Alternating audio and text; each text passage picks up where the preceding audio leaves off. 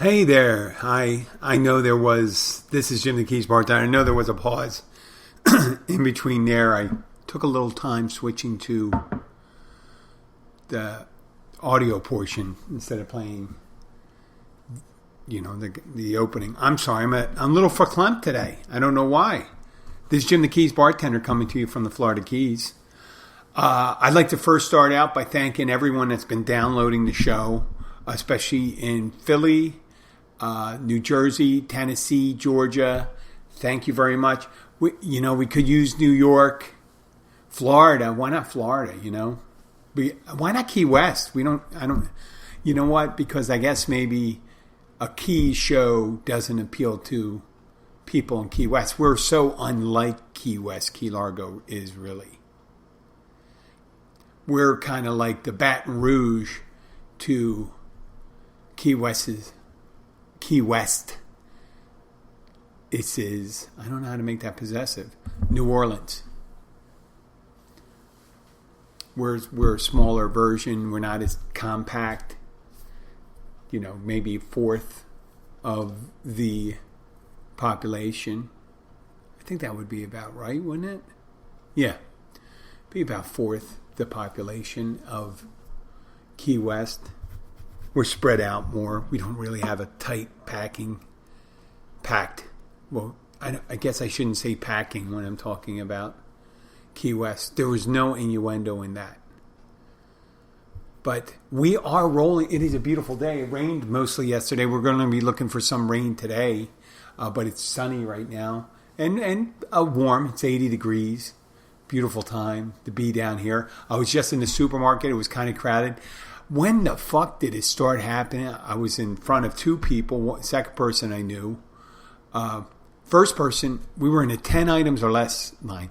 Now, sometimes there's people walking with 15 or 12. I had a friend right behind this first one. The first lady had 30 items. Just sitting there looking forward. If you're uncomfortable, you don't feel like looking around at people when you're walking into the 10 items or less and you feel embarrassed. There's a reason why you're embarrassed, because it's 10 fucking items or less. And the person at the 10 items or less, they're used to, just say, hey, there's 10 items. They're just going through these people. I was going in for club soda and some chicken, fried chicken. Yeah, right after I work out, I like to get a little protein. It's middle of the day, so I've been trying to stay away from as much carbs. Yes, I know there's carbs in fried chicken because you have the breading, but no potatoes or bread or anything like that. Just protein. After I teach my spin class.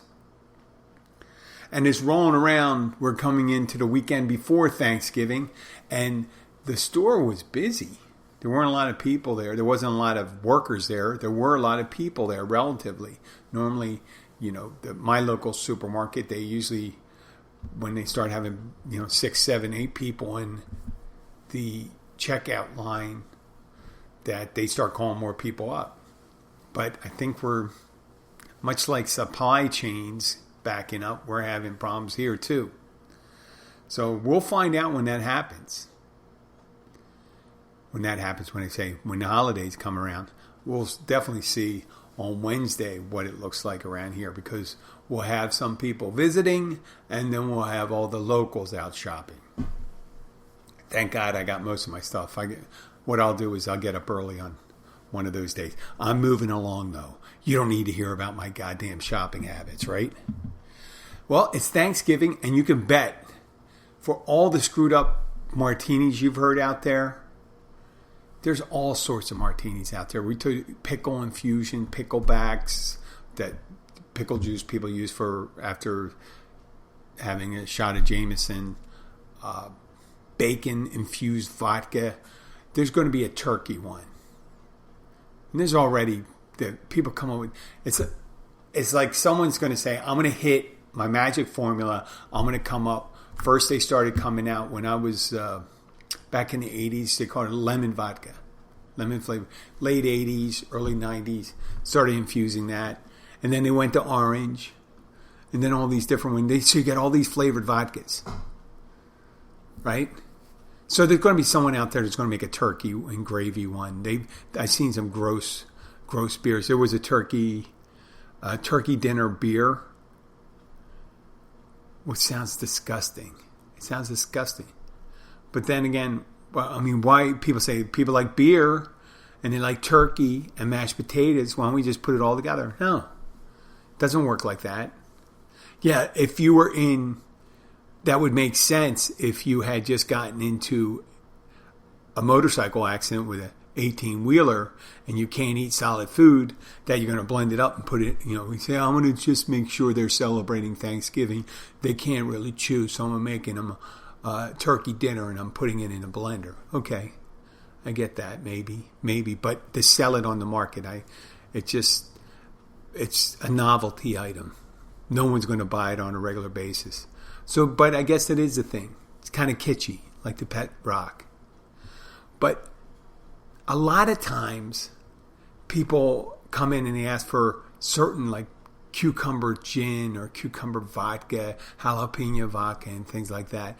When all you have to do is really, to get the true essence of a fruit, is to put the fruit in a vodka, muddle it, and go on from there, whatever you want in there. Because with these other vodkas, you're not really, sometimes they say they're using natural flavors, but that doesn't mean they're using natural strawberry. They could use natural flavors that simulate a strawberry when you put it together. You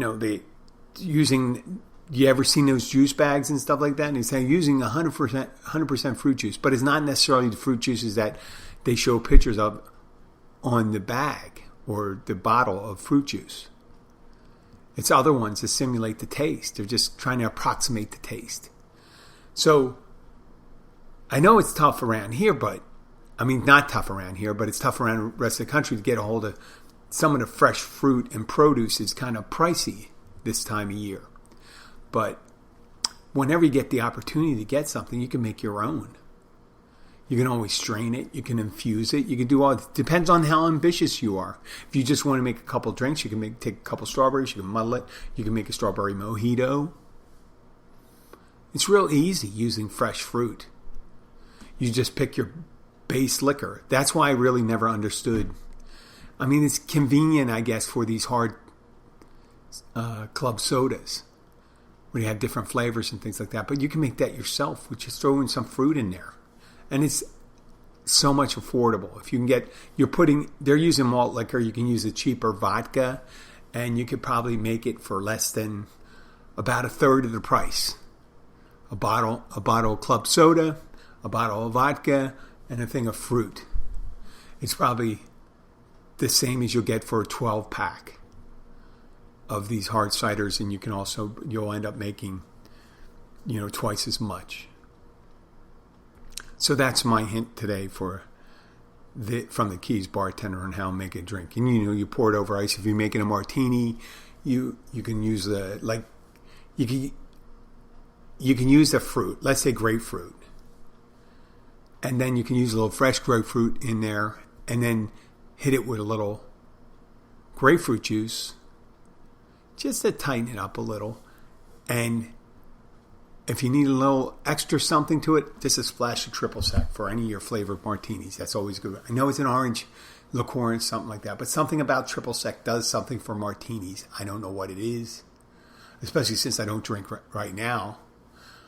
I hope I won't be drinking tomorrow, but that is my advice when you're making a cocktail.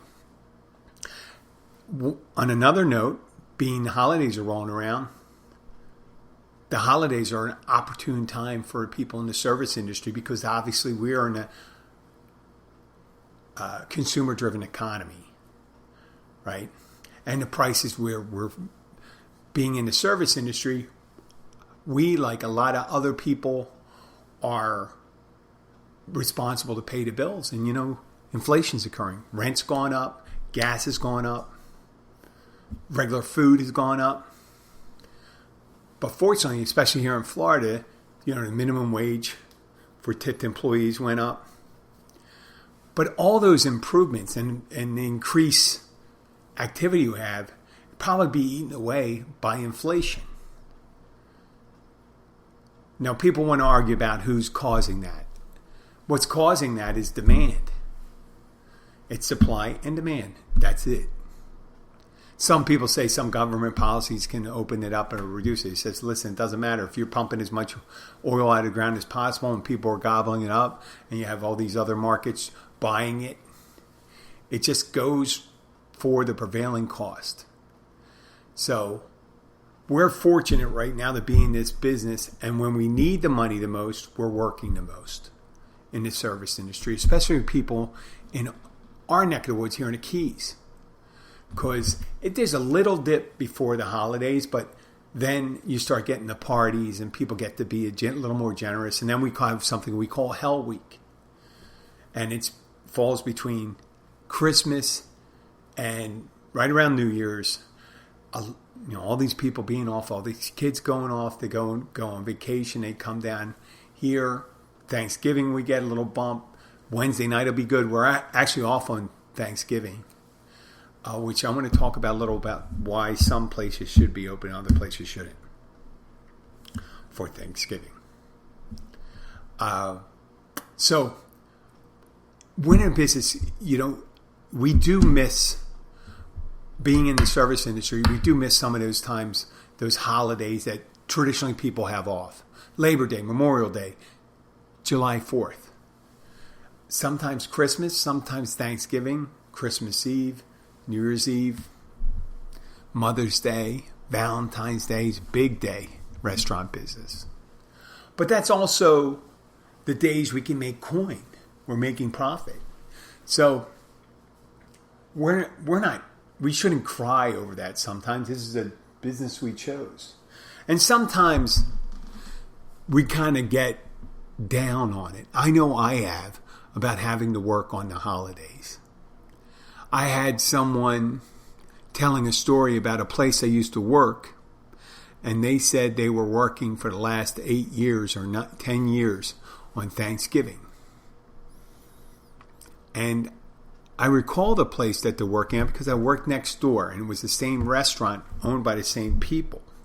And on Thanksgiving and Christmas, our restaurant, the higher end restaurant, was always open. And they were closed. And that higher end restaurant closed right after Irma, approximately 4 years ago. So the person who said it said they had worked 8 or 10 years on Thanksgiving. I said, unless you're working someplace else, you did not work on Thanksgiving more than 4 years ago. And I think the restaurant's now closing up on the holidays. There is a unwritten code for restaurants in tourist towns that if there's going to be people in town, especially it's a little slow during Thanksgiving, and there's people that live here that don't want to cook on Thanksgiving. Let me tell you a little hint, people. A lot of people that work in restaurants don't want to be working on Thanksgiving, even though there could be more money.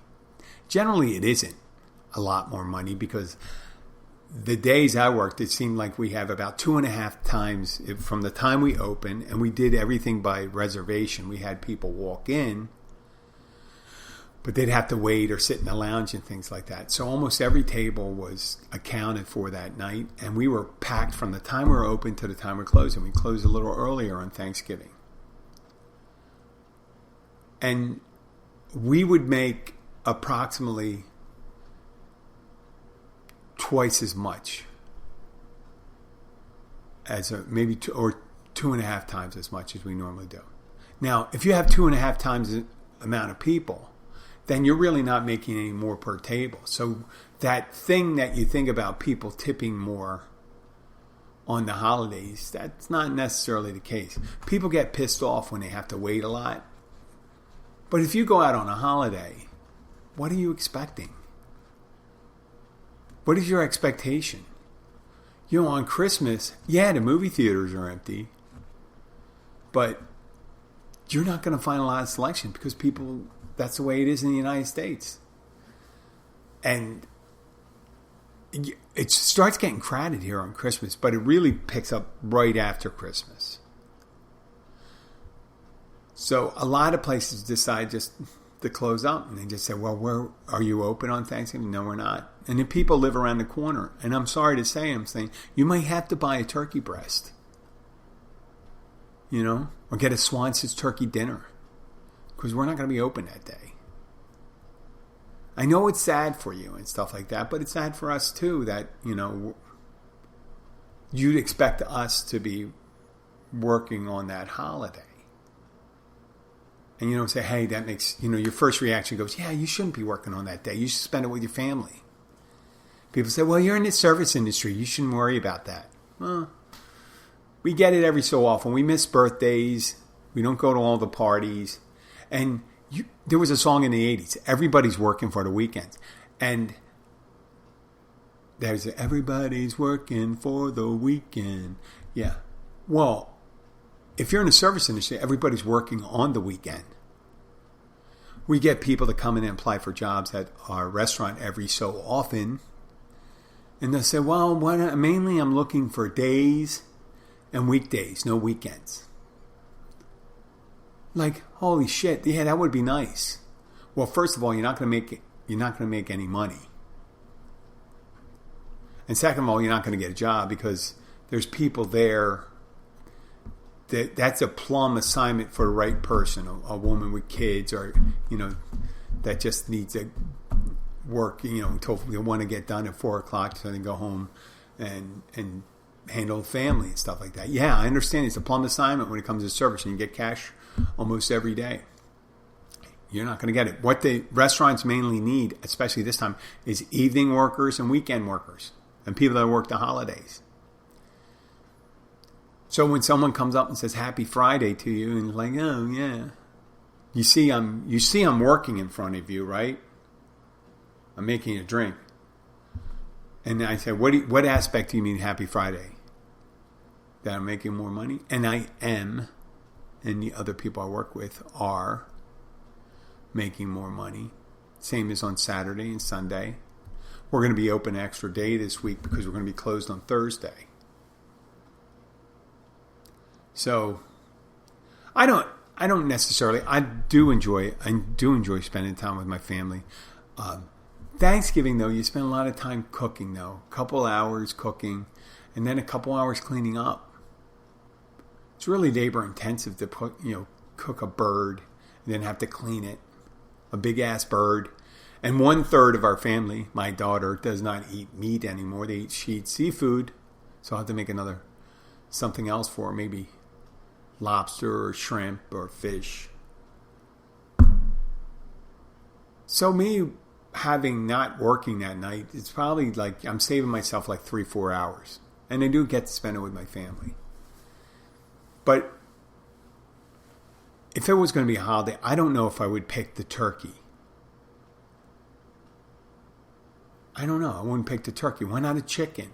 I mean, we eat chicken all the time. And why a turkey?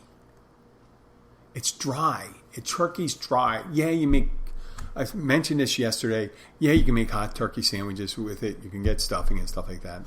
I just don't get it. My grandmother used to cook a big-ass turkey, and for a week we'd be getting turkey sandwiches. I'd eat turkey sandwiches later in the day, maybe the next day, a hot turkey sandwich.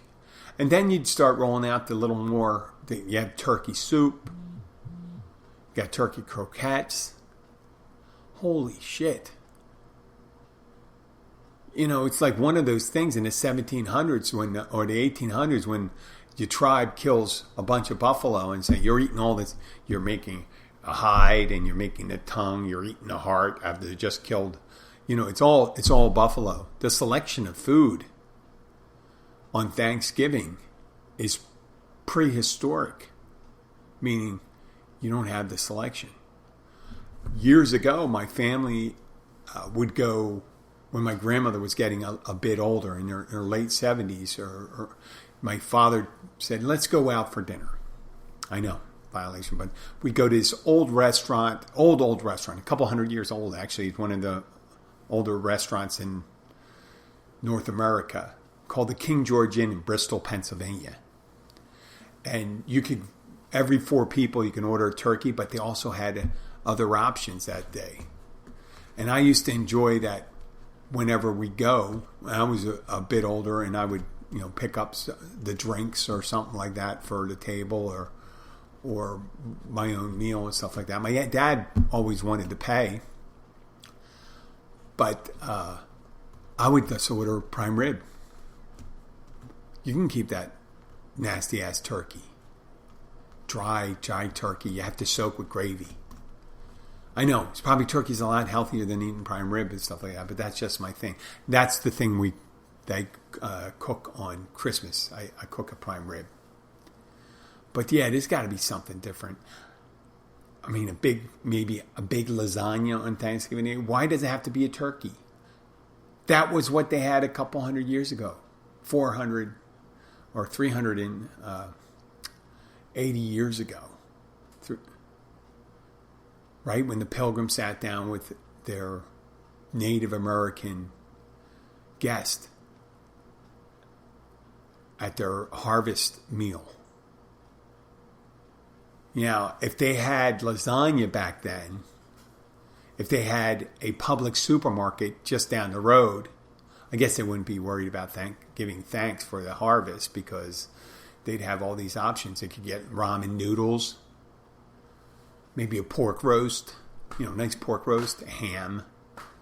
That's more of an Easter thing. But the turkey, out of everything, is say, listen, I'm going to make a holiday. It's going to be based on people with very drab clothing. They wear black and white and poorly designed clothing. And then there'll be guests with people with very interesting clothing. They'll be wearing a lot of buckskin and feathers. So these plain people with these people with his ornate. So you had the Native Americans and the Pilgrims. They'll sit together, and what kind of food will they eat? Well, we have corn. We have squash. I don't even know if they had cranberry sauce back then. Because cranberries is hard to cultivate. You had to cultivate that in bogs. So I don't even understand what it called. But then they may have had cranberries. Who knows? I don't think they were slaving away making a cranberry sauce back then. I don't think that was a thing then. I think that was something that was added. Along with the stuffing. I think the stuffing was added too. And the pumpkin pie. Because it's a squash. And people say, well, we can make a pie from that one. So they're actually fucking around with the tradition. It was probably corn, turkey, some squash. Probably they're eating the squash. You say, this squash would be really good if we cooked it. Instead of eating it raw. It's real hard. The people can walk by. If someone was walking by the original Thanksgiving meal, I'm sure like some of the turkeys they weren't using state-of-the-art ovens that we have now and didn't have thermometers. So I can imagine how dry everything was. And didn't have a lot of seasoning. Shit like that. They didn't go say, hey, get some more paprika. Oh, and they didn't have oil, so they can't deep fry it. Deep frying a turkey. What can I do to combine the traditional elements of a meal for a holiday? The turkey. But then make it uniquely American nowadays by introducing something dangerous, like a big red-hot fryer that we're going to drop a wet turkey in that will fucking explode when you drop it in. Oh, well, I could just get a fryer. Yeah, that'll be good. With our penchant for fireworks, and say, people, you got to deep fry that turkey.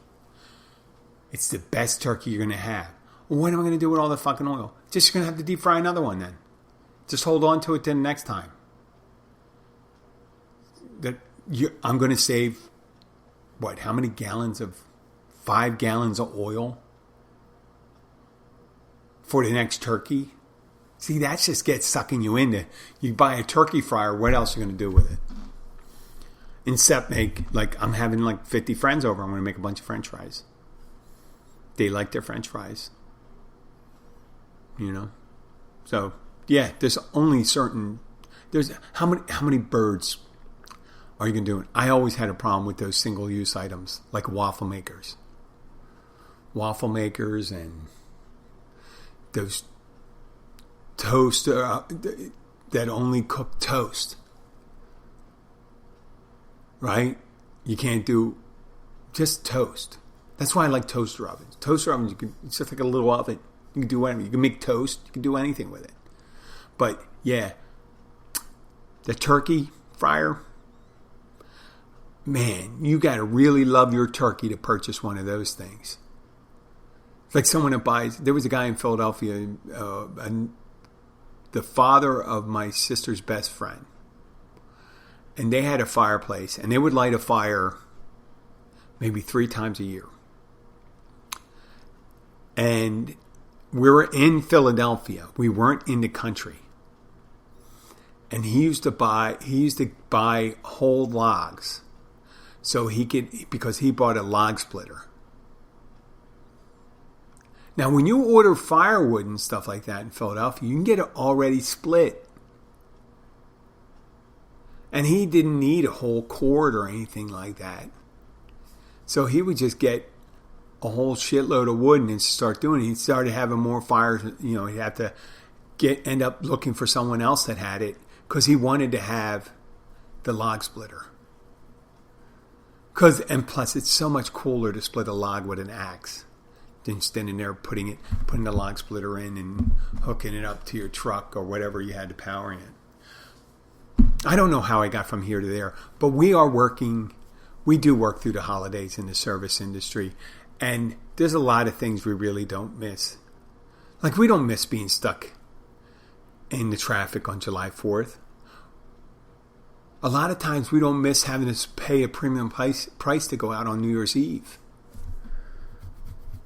with a bunch of people celebrating.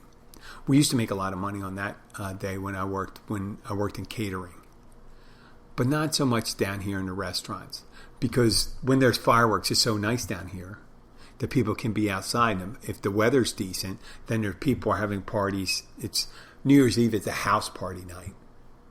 Yeah, there's some restaurants that have their things, but they rarely get them here like they do in the city. Up north, it makes more sense to have those big parties.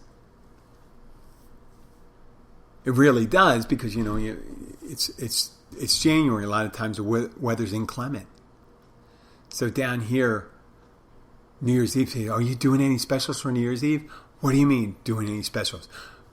We close at 10 o'clock or 9 o'clock. And at 8:30, there are going to be 6 people here. I'll tell you what's going to be special. Special is going to be, we're lucky if we stay open to the time we're officially closed, because there may not be anybody here. So that's, people are always surprised on, and it's not just us, it's a whole bunch of other restaurants. It's just a big house party night. And, the hotels down here, I guess it's Hell Week. The hotels down here are somewhat busy, but a lot of people staying in hotels are visiting friends that are living here already. So they got places to go. And that's how all I have to talk to about Thanksgiving and stuff like that. It's so nice not having to travel.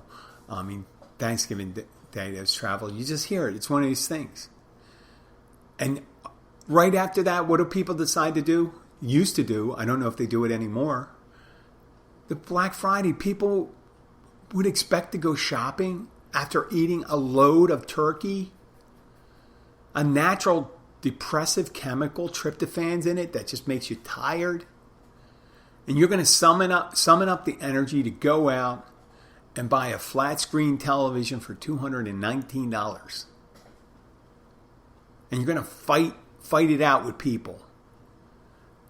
And you're surprised when people don't want to work that day. It's going to be hard to stay open those days, because I already have a hard time having people at the regular hours. I can't imagine them doing it. Trying to say, hey, listen, we're going to open up on Thanksgiving night. We didn't do it last year, but we're going to do it this year. We know we don't have that many employees, so we're going to probably end up with we'll only have a third of the employees, but we're going to have 5 times as many customers. So the loss through theft should go up 500%. Yeah, that's not going to work that way. It'll be interesting this year.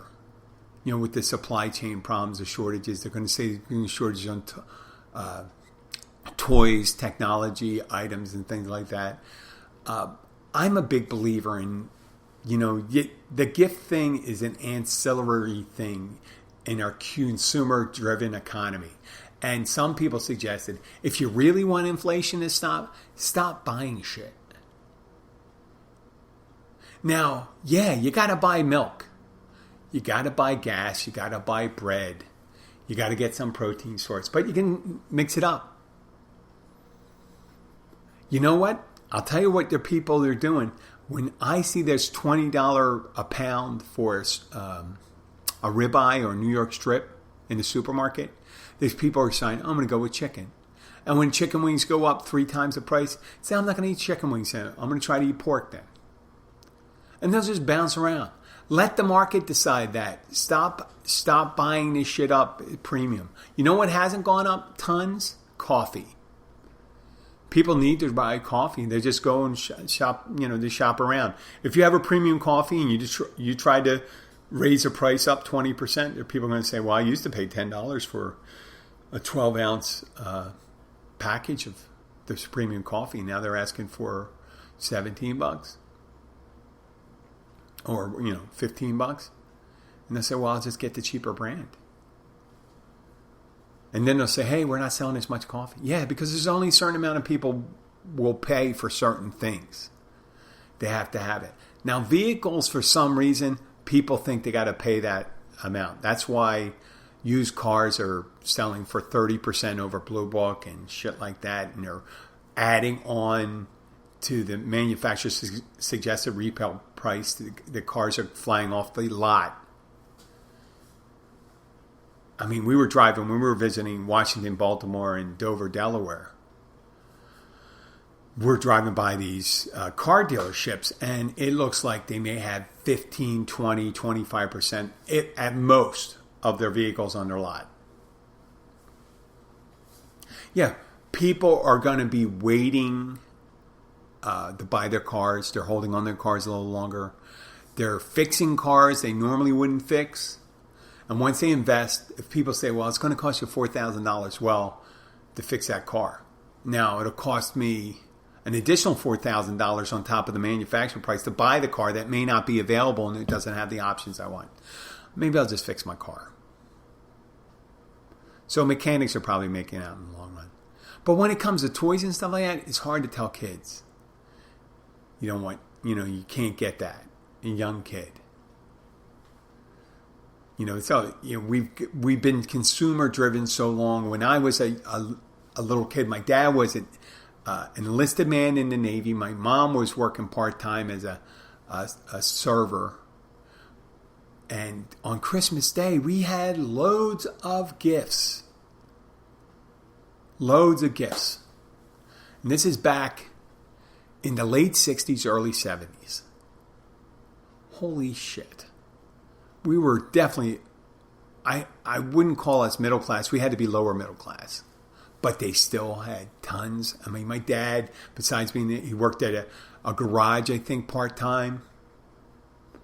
Just to make money for Christmas.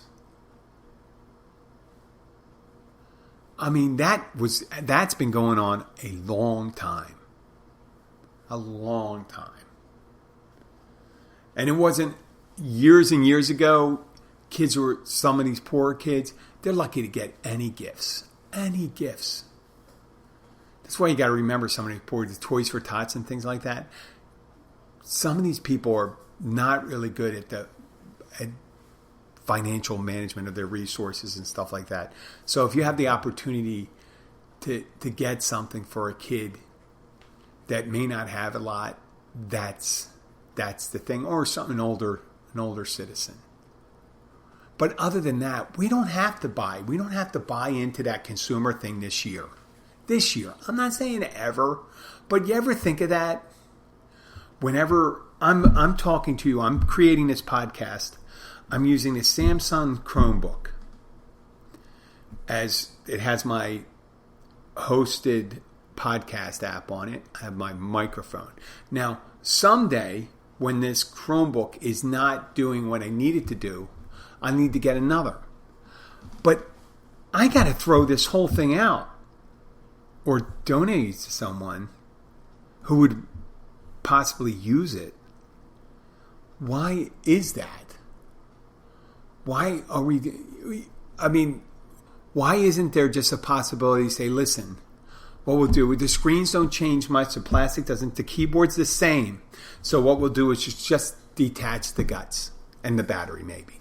And we'll recycle the battery, we'll take the components out, stuff like that, and we'll give you something with more capabilities, with updated microchips and better memory, RAM, and all that stuff. Why do we need to cause that waste? They can still make their money. But why do we need to create a whole new case for it? Why do we need to make a whole new car? Right? Eventually, I think items will last a lot longer. I did mention in Cuba, they're still driving Chevys from the 50s because of the embargo the United States has. They still had the vehicles and they kept them up to date. They replaced the parts. They made it that home industry. They replaced brake pads and all this stuff. We can do that with everything, almost everything. Our furniture. When we're done with our furniture, why wouldn't we just fix the pads? That's what they used to do years ago, when we had a lot more resources that weren't tapped. When we're done with a bed, what did they do with a bed? They throw it out. Is there a way we can break it down and make something else with it? Furniture doesn't have to be firewood when you're done with it. Furniture lasts forever if you take care of it. There's dry rot and things like that. You don't get rid of your furniture, but you get rid of your bed. Yes, it gets disgusting human fluids in it, dead skin and all that stuff. I'm just saying there's something we could do with it. There's certainly something we could do with it. I said earlier with the buffalo and stuff like that, the American Indians would use virtually all of the buffalo. They'd figure out something to do with it. I don't know what they did with it, but they would make jewelry out of parts of the body. Right? They used to take the skins and make blankets out of them. They used the organs. I don't know all the things, but obviously if you go and do it, that's just like a chicken. You got the feathers. You could possibly make, I don't know if you want to make a pillow out of chicken feathers, but you got that. You make chicken soup. You can do something with the bones. You can do something with the marrow. You can mulch up the bones at the end and use it for soil. I'm just picking those things. Smartphones, they throw them out every year. People need to have the new model. Even though you don't use all the features, it has one feature on it that may not be that important to you. Like iPhone advertisers recently have been advertising that people can make movies using their iPhones. Yeah, so what? They've been able to do that for a long time. And they're good quality. I understand it's good quality films and stuff like that. But how many of the films are really that interesting? I told you about the student films I participated in. It wasn't a porn. It was a student film. I wasn't naked in it. I don't think I was. No, I wasn't naked in it. But I did see one where a guy did get naked in a student film. They didn't show anything from the back. And it was kind of controversial. I won't get in there because it could hurt some people right then.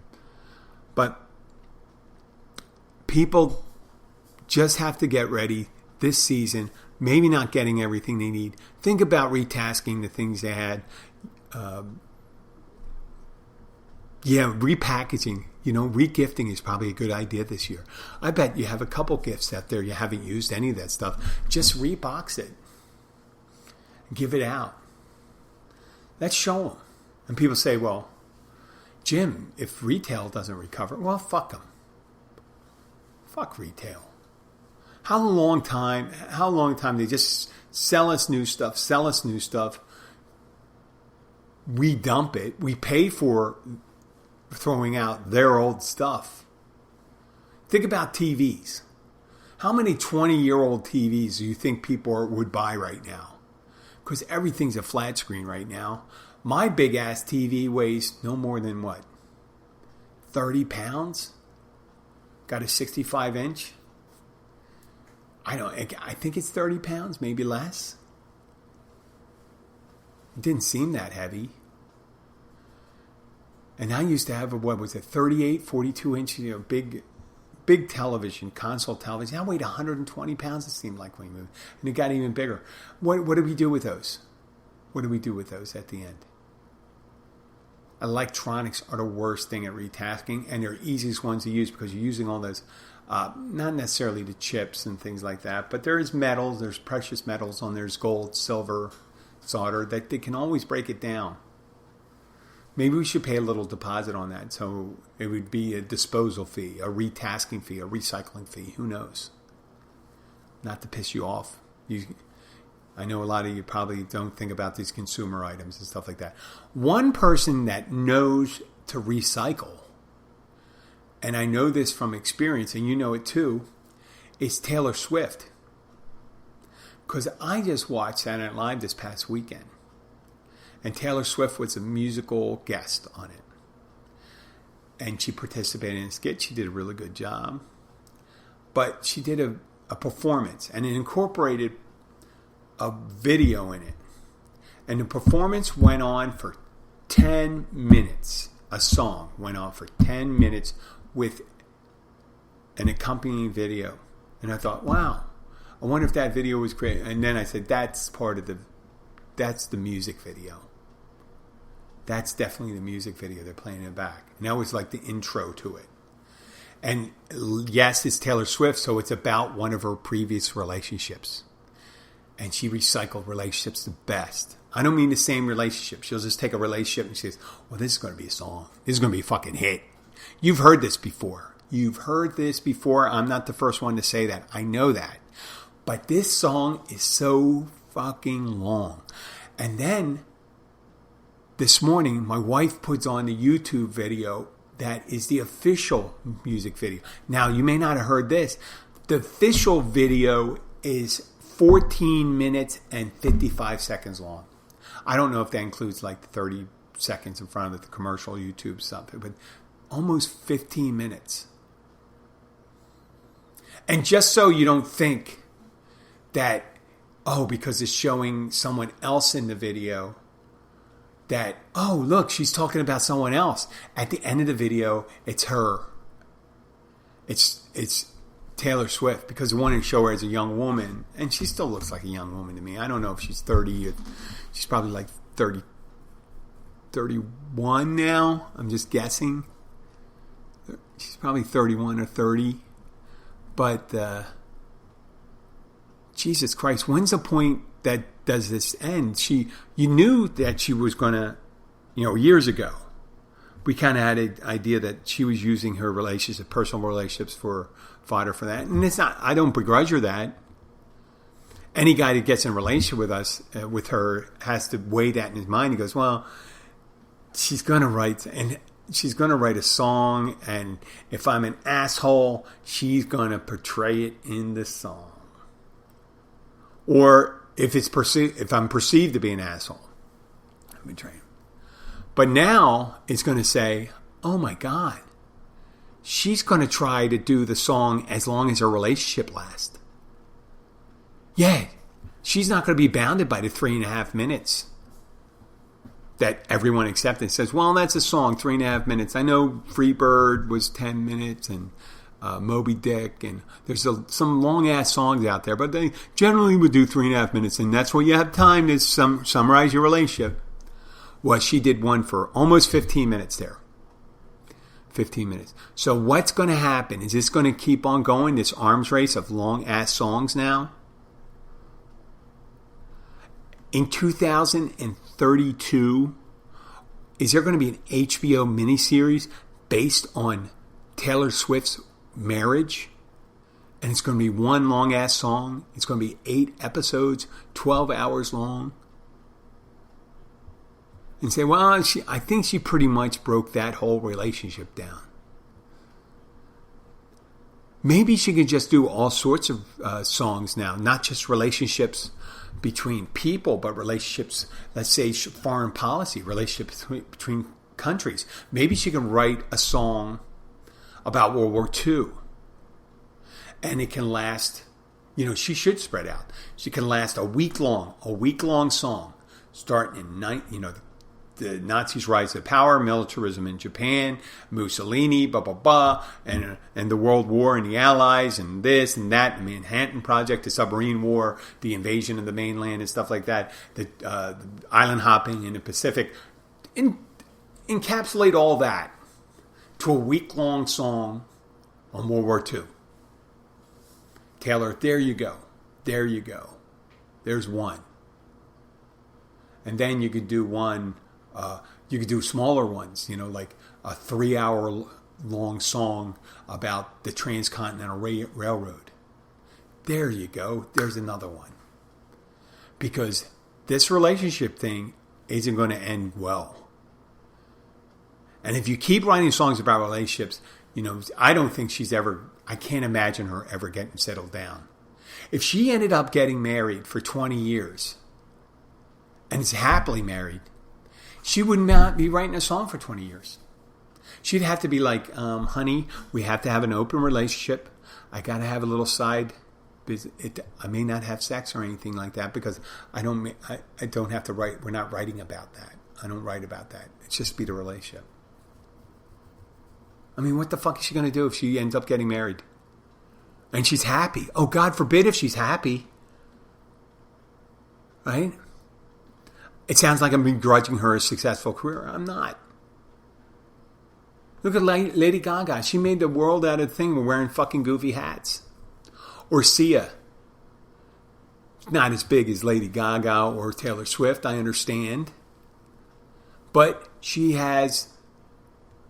I don't mean to be lookism, something like that. For the longest time, she used to wear hair all in her face. And then when they started interviewing her, people realized why she had her hair in her face. You be the judge. I'm not going to say it because that's kind of mean-spirited and I shouldn't be mean-spirited.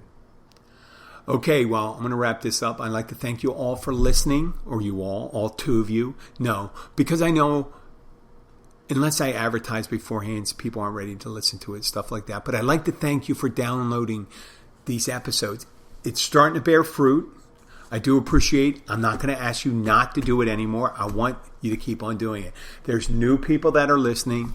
Because you're downloading to your, you've done these downloads, and the more downloads there are of episodes, the more it shows up.